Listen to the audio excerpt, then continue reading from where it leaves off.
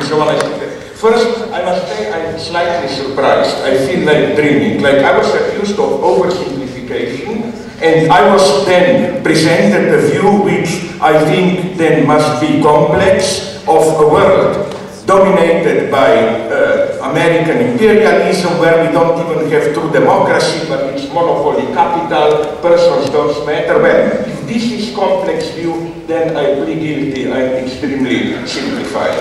But let me go further. Carter, I'm sorry, how can you falsify me so rudely? You brought Carter, not me. And all I wanted to say is, of course, I have no illusions, and I can care even less who is sincere or not. I'm claiming if we are doing now in the Middle East and in the West a serious battle, which is a very cruel public battle, and I'm doing it, against Zionism, my God, I'm now called, if you followed the polemic in New Republic, now I'm attacked as the guy who, total nonsense, who wants new Holocaust, all Jews should be killed, except those who publicly criticize Israel. All I'm saying is that in such a dense, great Zionist counter-offensive, it's very brutal, instrumental position.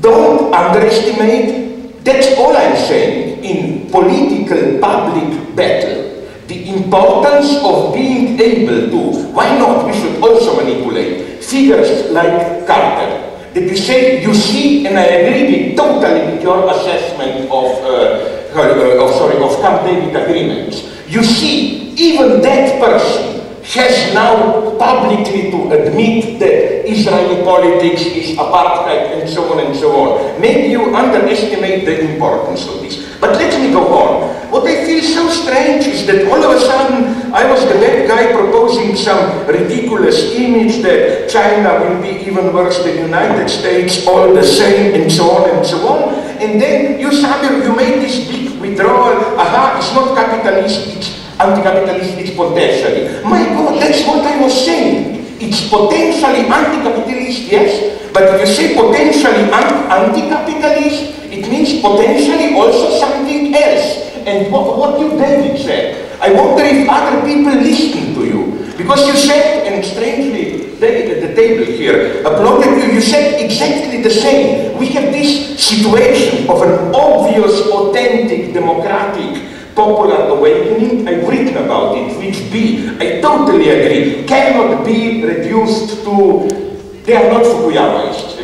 That is to say, it's absolutely not that they want what we in the West already have. But all I'm claiming is what you, David, said, my God, that such a situation are also dangerous, and what we have to do is what you said, to do the hard work to prevent other potentials from using it, because that may be very cruel. It's not enough, what was it, you mentioned that you have this social anti-capitalist discontent. The whole fascism is based on this. In Germany in the 20s, there was a very strong anti-capitalist potential, and the result was Hitler.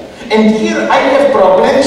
This is very easy to say, the ultimate enemy are the United States. Well, I tend to agree, but I can't imagine even being in war together with the United States, I'm consciously provoking now, against a common enemy. You will say I'm crazy. Sorry, but there was something called Second World War, where we were together with the United States against the Nazi enemy. And I think there is no paradox here. Everybody knew in the long term the big enemy is American imperialism. But there are, and so on and so on. So again, I don't even see where is here the disagreement. I have extremely great hopes. I call it a miracle. I see all these potentials. I know all I'm saying is, as you said, my God, it's a potential. And I'm not diminishing it. All I'm saying, this means hard work will have to be done, long, patient work. That's all. Apropos China, here also, I'm slightly shocked here. Of course there is animosity with China, between China and the United States. Because as we all know from Lenin onwards, imperialism always thrives on internal contradictions and so on. I agree with you that the United States are more today. I'm just saying that we already clearly see traces of let's call it more modest, I totally agree, but nonetheless, imperialism with China behavior. Let me mention Myanmar. Everybody knows. Myanmar, I know from people who were there. Myanmar rebellion was close to thousands of Chinese special units anti-rebellion coming there advising the military regime. To be very clear now, so that you will not accuse me of naivety, I am not celebrating Myanmar opposition. That beautiful lady or whatever, she's an Oxford-speaking English liberal basically, so I'm not even focusing on her. Take then Zimbabwe, take Sudan, and so on and so on. India, take what India is doing either in Nepal or with Naxalites. I have connections there in India and so on. I'm not saying this is as bad as, not to mention Russia and so on. All I'm saying is, that's my analysis. Yes, I agree with you. United States bloc is still absolutely the predominant one, and it has very certain, clear strategic aims. They are called something very simple. Now, I'm consciously to provoke you. The main aim of United States foreign policy, one of the main aims today is delinking Europe at any price possible. Absolutely. Already, all the time when there was referendum in Ireland 3 years ago, it was discovered that the United States were paying for anti-European votes and so on. So I agree with you, there is a process of deleting Europe, and it will be a beautiful Europe of mostly proto-fascist states like today's Hungary and so on. But that's... No, please, you speak later. I've heard too many problems raised for me. I cannot discuss in that way because I cannot discuss from one country to another, to a question to another, in half a sentence for each problem. But anyway, I want to say to David Harvey that not only I share his analysis and views, but and not only that I always benefited from reading him, but that I wrote a book a few years ago, the title of which is Senile Capitalism.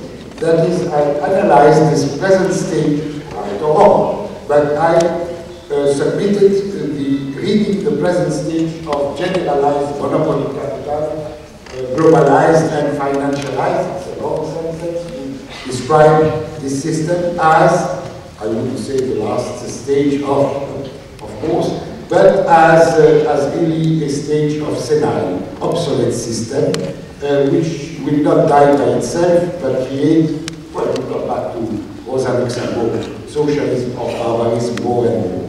And that it is in that frame exactly, that I derive from this senility of capitalism that will have more and more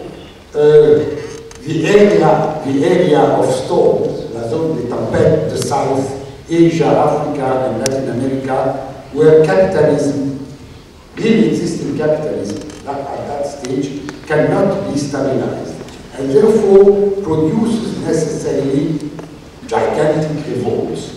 I share completely your fear, and this is what we have expressed, and repeatedly, I share completely your fear.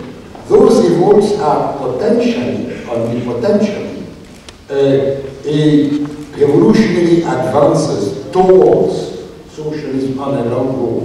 I think that what has been achieved in Latin America, while certainly not the end of the road, have been some advances in that direction, because to different degrees they have been indeed able, through their struggles, to associate a certain degree of democratization of the society with a certain degree of social progress, with a certain degree of reaffirming their relative autonomy vis-à-vis the global system. That is what we would like to see also advancing in that direction in the Arab world. It is possible, but it is not, of course, guaranteed. We share completely your views, completely. That is, but what we see is that the enemy, the local reactionary forces, plus their supporters, and again, their supporters are the US, Saudi Arabia, and Israel. They are not China, or Myanmar, or any other good or bad country. Their their target is precisely to fail the system, to fail the change, the chances of this movement moving towards democratization, social progress, and relative delinking from the global imperialist system, by supporting strongly, and this is where the propaganda is just lying, by supporting the Islamic solution. Samir, I would just come back to what Slavoj said about the US and their goal with Europe as delinking. What do you say about this argument? And maybe I would like to hear also Professor Bauman, because he has written a lot about Europe, so maybe this could be just one point. No, I leave this question, perhaps somebody else can answer, who knows better Europe than I do, and the relations between the US and Europe.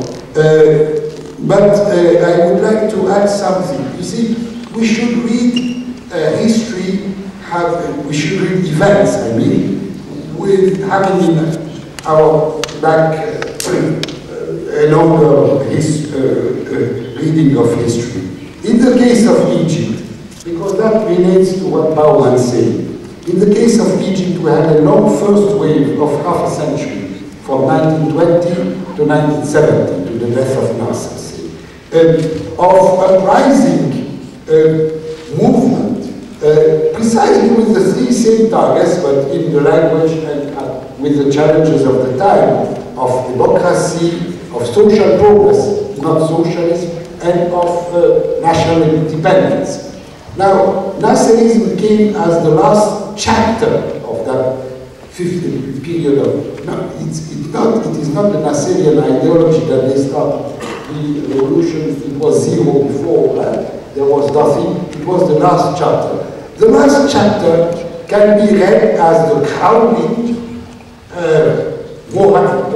most advanced chapter, or it can be read as the end, the stop. And that it mixed the two. It was more advanced than the previous areas, in the previous of the achievements of the movement in the previous period, by the agrarian reform, by the consistent anti-imperialist policy, but it was a step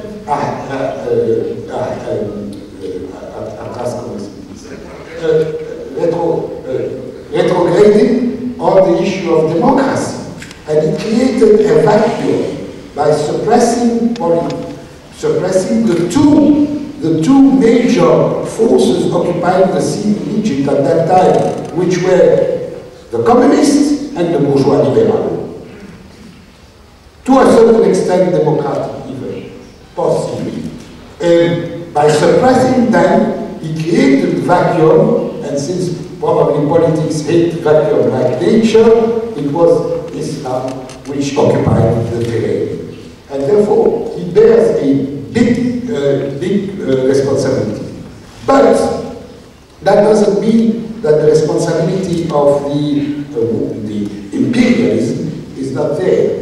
Because the Article 2 of the Constitution, which says that the Sharia is the basis for law, was not in the Constitution of 1923.